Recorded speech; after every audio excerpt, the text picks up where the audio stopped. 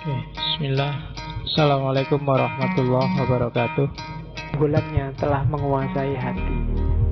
Apa kalau Bismillahirrahmanirrahim. Alhamdulillah kita lihat levelnya isinya para yang isinya antara kemana. Video ini kurang berfokus pada tampilan video, namun berfokus pada materi yang akan disampaikan. Selain itu, tidak bosan kami mengingatkan, sebelum mendengarkan, tenangkan perasaan Anda, serta nyamankan posisi tubuh Anda dengan disertai membaca basmalah. Selamat mendengarkan. Ketika filsafat bertemu agama, ini yang sering ditakutkan banyak orang, nanti agamanya kacau, nanti keimanannya rusak, dan lain sebagainya. Dalam sejarahnya ada banyak wajah, ada banyak pola pertemuan filsafat dan agama ini. Ini saya pakai istilah pola pertama namanya natural theology, yang kedua teologi, yang ketiga sekuler, yang keempat analitik, yang kelima emansipatif, dan yang keenam mistik. Jadi apa sih yang dilakukan filsafat ketika bertemu agama yang banyak ditakuti oleh banyak orang? Yang pertama namanya natural theology. Natural theology itu filsafat dengan perspektifnya sendiri yang rasional, sistematis, mendalam, menemukan kebenaran-kebenaran religius. Ini namanya natural theology. Jadi kalau di yang pertama ini orang menggunakan akalnya dulu untuk menemukan kebenaran-kebenaran religius. Makanya ini pakai istilah natural theology. Kemarin waktu filsafat hubungan agama dan ilmu itu kan ada juga istilah natural theology. Ketika wawasan-wawasan kefilsafatan, keilmuan dipakai untuk membuktikan kebenaran agama. Kalau agamanya sendiri kan biasanya pakai dalil, pakai argumen keimanan. Nah kalau natural theology ini ya menggunakan akal budi untuk membuktikan benarnya agama.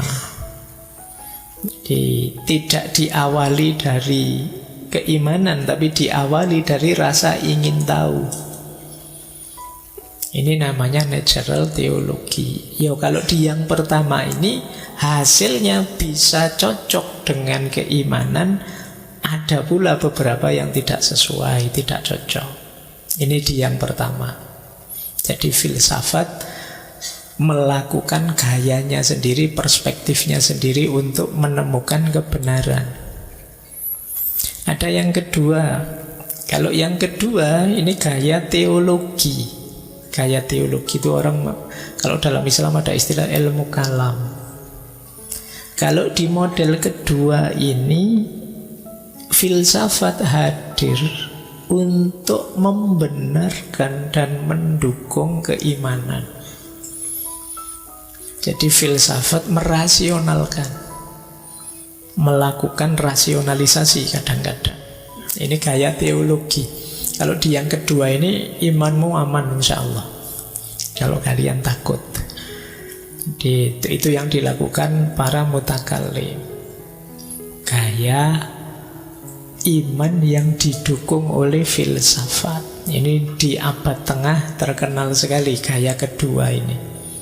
Orang sering pakai istilah filsafat yang mengabdi pada agama.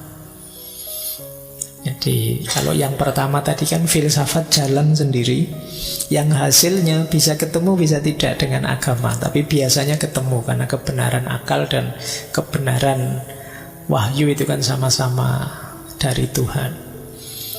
Kalau di yang kedua pasti aman karena diawali dari keimanan yang dibuktikan secara rasional.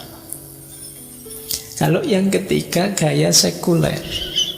Kalau gaya sekuler sudahlah biarkan jalan sendiri-sendiri.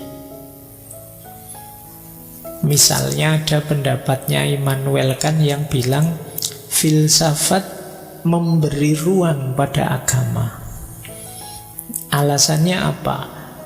Dipikir sampai seperti apapun, dalam agama banyak pandangan-pandangan yang sangat metafisik, yang tidak bisa dijangkau oleh akal. Maka ya sudahlah, kasih ruang untuk agama sendiri. Nah ini mungkin kalau hari ini mirip gaya sekuler. Jadi ya agama, filsafat ya filsafat. Yang satu kepuasan intelektual, yang satu kepuasan religius. Tidak ketemu juga tidak apa-apa, tidak sama juga tidak apa-apa.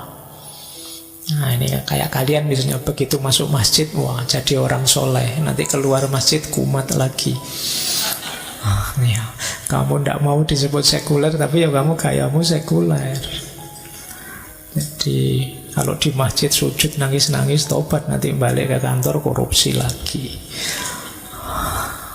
Baik, ini gaya sekuler namanya. Ada yang keempat, gaya analitik. Ini biasanya dilakukan oleh anak-anak kampus. Filsafat jadi sudut pandang untuk menganalisis fenomena keberagamaan.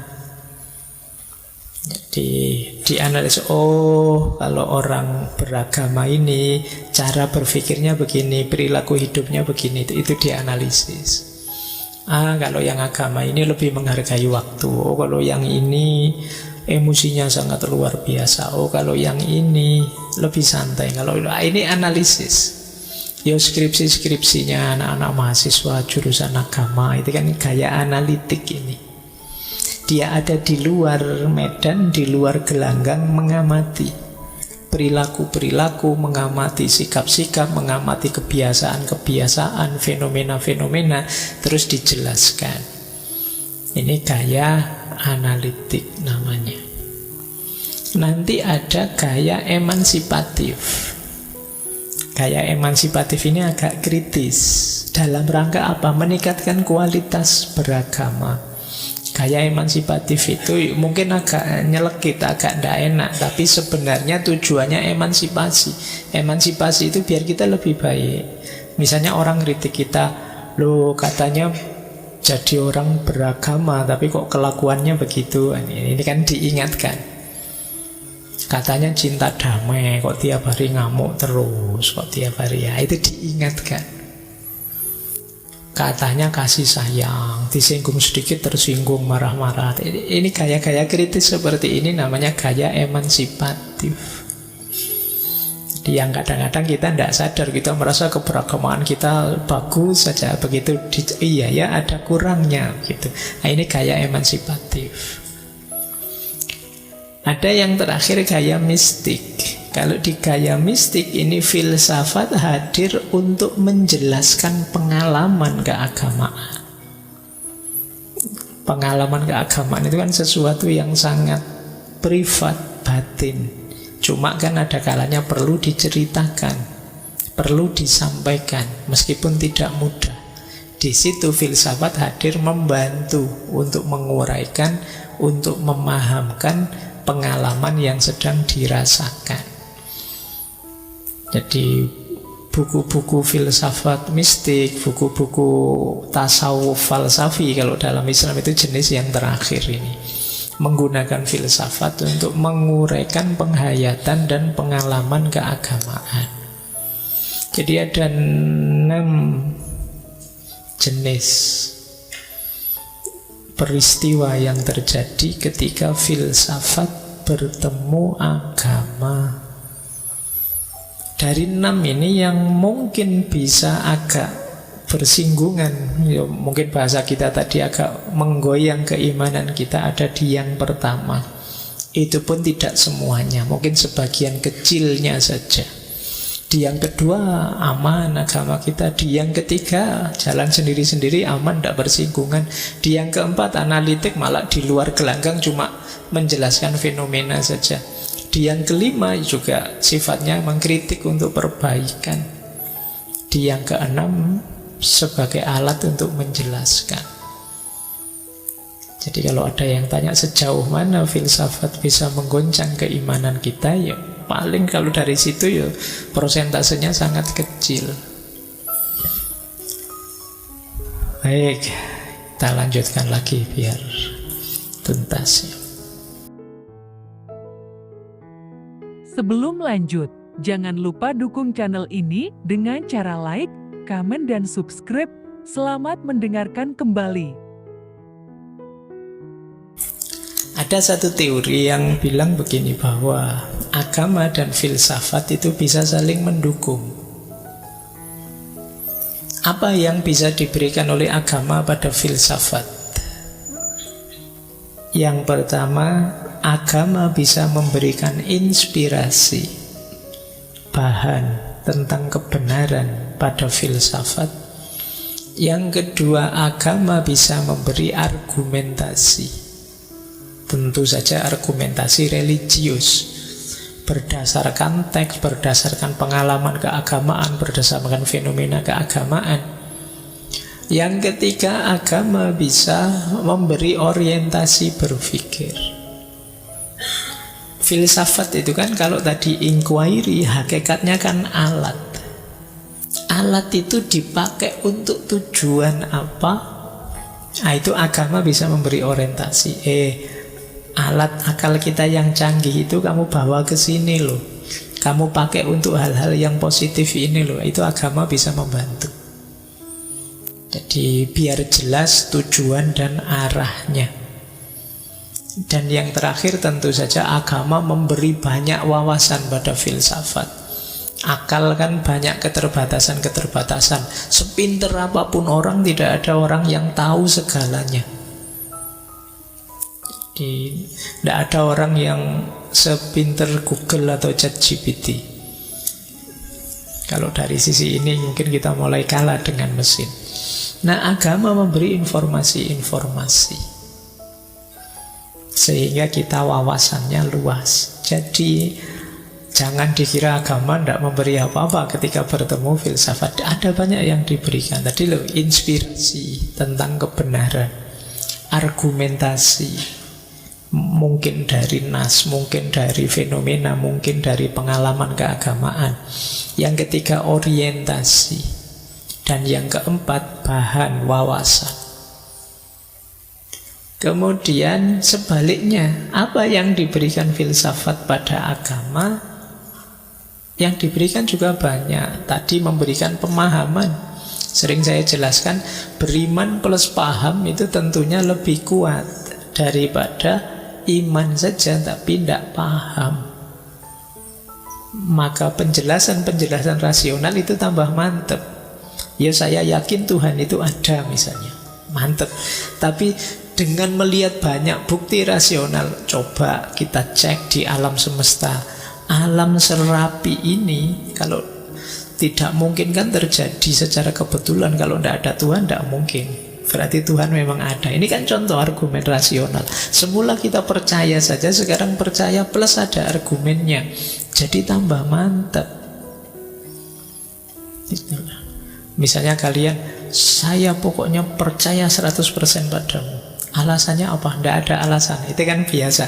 Tapi alasannya apa? Saya tahu karena nggak mungkin kamu berkhianat. Alasannya yang pertama, kamu tergantung padaku. Kamu kalau berangkat kuliah ya pakai motorku, akhir bulan ya utang padaku. Misalnya, loh kayak gini kan ada argumennya. Ketika ada argumennya, kamu lebih mantap. Tapi kalau sekedar percaya, ya bisa. Tapi kalah mantap dengan yang punya argumen kuat. Di situ gunanya filsafat masuk, memberikan pendasaran rasional. Makanya dalam beragama kadang-kadang kita diminta untuk sangat dalam sampai level hikmah. Level hikmah itu kan level filosofis, level falsafah. Biar apa? Tambah mantap. Yang kedua, filsafat memberi fungsi kritis. Karena sering orang beragama itu justru terjebak pada pemahaman dan pemikirannya sendiri. Dia sulit membedakan ini agama, ini tafsirku atas agama. Ini Al-Quran, ini pemahamanku atas Al-Quran. Nah, ini yang bisa mengkritisi pembedaan gini ya masuknya lewat filsafat. Al-Qur'annya pasti benar, tapi pemahamanku bisa keliru. Nah, ini namanya fungsi kritis. Kita sering terjebak pikiran kita sendiri atau pikiran kelompok kita seolah-olah sama sakralnya dengan agamanya, sama sakralnya dengan nasnya, padahal ada jarak. Ini yang orang sering salah paham. Nah, filsafat mengklarifikasi itu. Oh ya, ayatnya sih begini. Itu tadi kan cuma penafsiranmu saja. Penafsiranmu bisa pas, bisa tidak, bisa benar, bisa salah. Yang ketiga, filsafat bisa jadi jembatan kontekstualisasi. Ayatnya bunyinya begini, ajaran agamanya begini, sementara situasi di masyarakat sekarang begini. Bagaimana menerjemahkan ajaran itu sekarang? Nah, itu kita perlu melakukan ijtihad, mendayagunakan akal kita.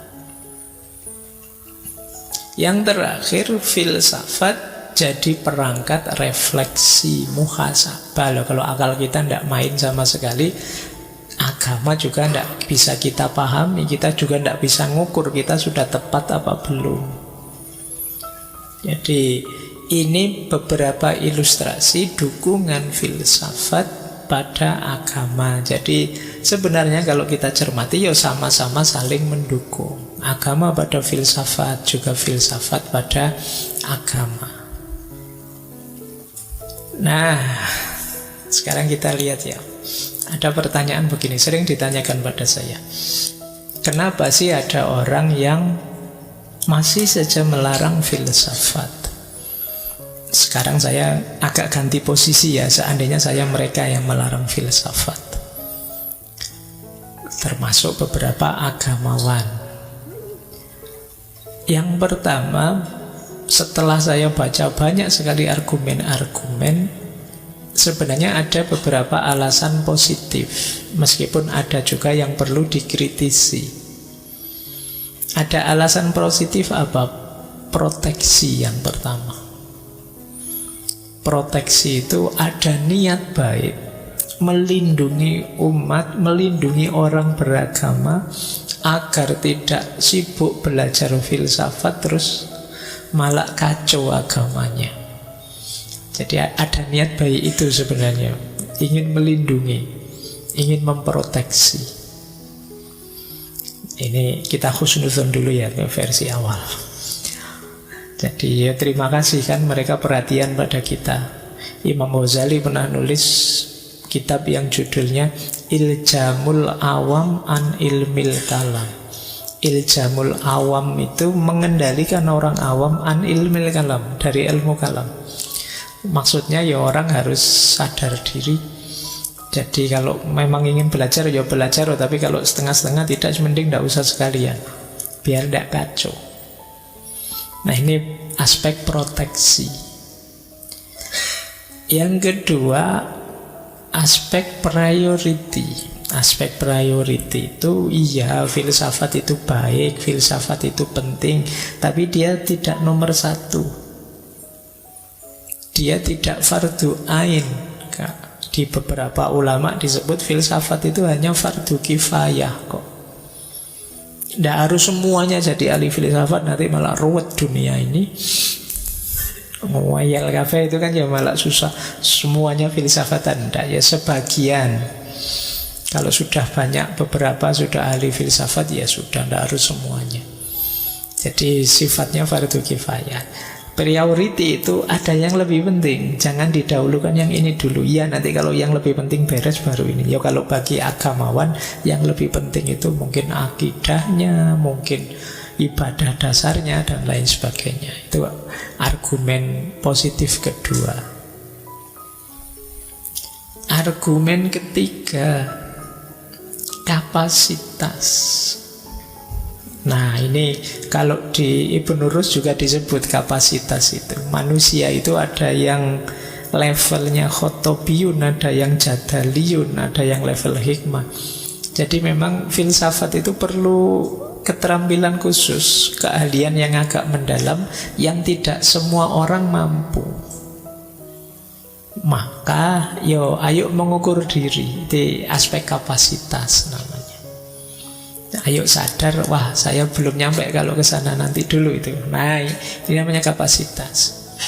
Jadi wong doa sholat saja saya belum hafal, Pak. Nanti kalau filsafat sholat nanti dulu ya, Pak. Jadi saya belum mampu. Ini urusan kapasitas dan prioritas tadi. Jadi ada alasan-alasan ke sana. Nah, ada pula alasan yang ini biasanya tidak disadari, point of view dan interest. Ada kepentingan sehingga point of view, sudut pandangnya terbatas. Hanya melihat ini saja. Misalnya, dari sekian banyak pikiran-pikiran para filosof, ada yang positif, ada yang negatif, ada yang cocok dengan agama, ada yang tidak cocok dengan agama.